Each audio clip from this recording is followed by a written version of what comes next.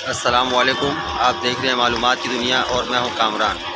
आज मैं आपको केंजर झील दिखाऊंगा। इसको करली झील भी कहते हैं। ये आप मेरे बैक साइड में देख रहे होंगे।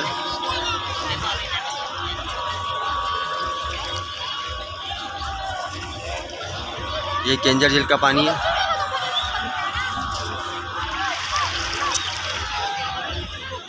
मैं आपको दिखाता हूं। अभी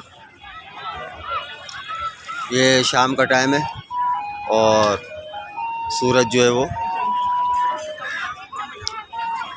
गुरूब होने का टाइम होता है।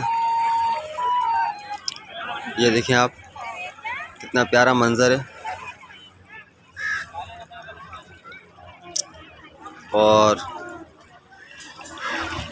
10/6/2023 आज डेट है।